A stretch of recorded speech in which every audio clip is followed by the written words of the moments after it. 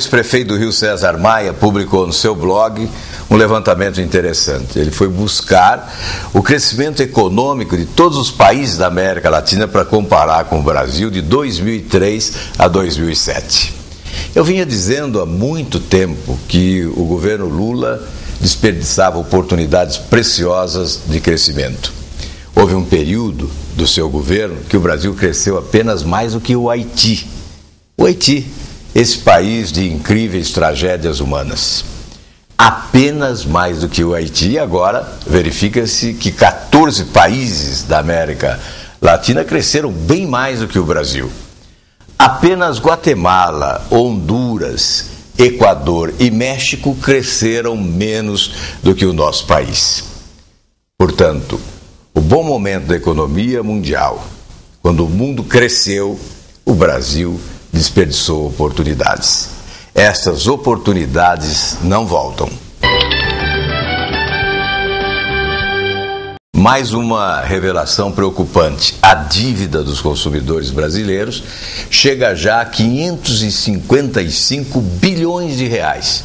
Isso corresponde a 40% do total da produção nacional.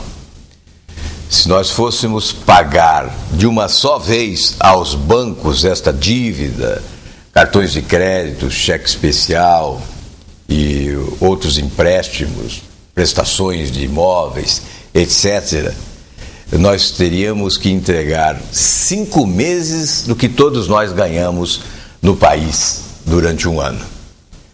Portanto, é uma bomba de efeito retardado que pode explodir no colo dos brasileiros futuramente. É preciso muita prudência. Olha, mais uma revelação importante que também preocupa. O Brasil vai gastar mais do que o dobro do que a África do Sul gasta para a realização da Copa do Mundo de 2014 aqui no nosso país. Já um gasto inicial previsto é de 17 bilhões de reais, mas vamos gastar muito mais. Já se avaliou até em mais de 120 bilhões de reais entre investimentos públicos e privados. E o que é pior, o presidente da República entende que não pode haver paralisação de obra, mesmo que seja obra superfaturada. Então é uma festa para os desonestos, né? Empresas, empreiteiras desonestas fazem a festa com esse comportamento do presidente da República. Isso é muito ruim para o Brasil.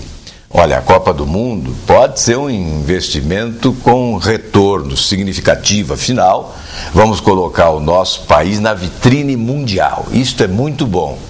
Mas nós precisamos tomar muito cuidado com o desperdício, com a corrupção, com os gastos desnecessários. O Brasil não está em condições de desperdiçar. Olha, a Gazeta do Povo publica uma matéria que dá a medida do descaso do governo federal para com o Paraná. O nosso estado é o penúltimo em matéria de recursos da União para 2010. Isto proporcionalmente ao número de habitantes. A Gazeta faz a crítica correta, mas manda para o endereço errado. Culpa os parlamentares. Acorda sempre arrebentando o lado mais fraco. Eu que sou da oposição sou insuspeito para defender os parlamentares do Paraná neste caso. Eles não são culpados. Os governistas do Paraná até que fazem um grande esforço. Ocorre que há uma insensibilidade do presidente da República. Quem comanda a elaboração do orçamento é o ministro do Planejamento, que é do Paraná e amigo pessoal de Lula. Portanto, se há algum endereço correto é este, e não os parlamentares. O Executivo impõe o orçamento porque tem maioria no Congresso Nacional. Encaminha o orçamento que é aprovado quase sempre com poucas alterações. Portanto, há um descaso sim em relação ao Paraná, isso tem que ser cobrado, particularmente cobro muito da tribuna do Senado, não sou governista, portanto não me cabe passar o chapéu pelos corredores dos ministérios, cabe me cobrar aqui do Senado Federal, da tribuna, foi para isso que eu fui eleito. Olha, o grande escândalo de Brasília inspirou até o carnaval, mas nós não podemos fazer festa com esse escândalo. Agora a justiça agiu corretamente, com rigor, e colocou o governador na cadeia. O que nós lamentamos é que em 2005 o procedimento não tenha sido o mesmo. 2 pesos e 2 medidas. Os mensaleiros do PT e do governo federal ficaram livres da prisão. Serão julgados ainda. O governador do Distrito Federal foi apanhado como exemplo. Que esse exemplo prospere, que pelo menos daqui por diante isto continue a ser a regra e não a exceção.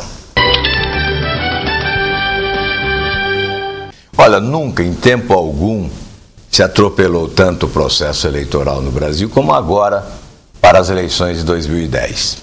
Foi o presidente da República que há mais de um ano lançou a sua candidata e começou uma campanha antecipada afrontando a legislação. E a imprensa assimilou essa realidade. A imprensa cobra a antecipação do lançamento dos nomes dos candidatos. Antes, a afronta à legislação era condenada. Agora é defendida, até pela imprensa. E quando o partido não anuncia o nome do candidato, é considerado incapaz de tomar decisões, veja. E o calendário eleitoral que a justiça estabelece, que a legislação impõe, não tem que ser respeitado? Lançamento de candidato deveria ocorrer em junho. O Brasil é que perde com isso, porque aqueles que já são candidatos saem em campanha e se esquecem dos seus mandatos. O exercício do mandato fica comprometido, porque em primeiro lugar colocam a eleição de outubro. E, lamentavelmente, ficam aguardando o momento da desincompatibilização, que é dia 2 de abril. Que pelo menos esperássemos por 2 de abril, para que, com a desincompatibilização, os candidatos pudessem, então, agir como candidatos. E não desta forma, que a máquina pública é utilizada de forma aberta, escancarada. O presidente da República age desta forma, todos se julgam no direito de fazer. Governadores, prefeitos, etc., pelo Brasil afora. Infelizmente. Olha, os brasileiros pagam cerca de 100 bilhões de reais por ano de salários dos servidores públicos federais. O governo Lula aumentou em 54% a folha de pessoal do governo. Aumentou cerca de 153 mil funcionários públicos. Em nenhum governo na história do Brasil a folha cresceu tanto como cresceu no governo do presidente Lula. A máquina engordou. Além de criar ministérios, diretorias, departamentos, coordenadorias, secretarias, o governo contratou milhares de funcionários. E, principalmente, muitos deles passaram pelas portas largas do favorecimento, sem concurso público. São os chamados comissionados do governo, que ocupam cargos de confiança.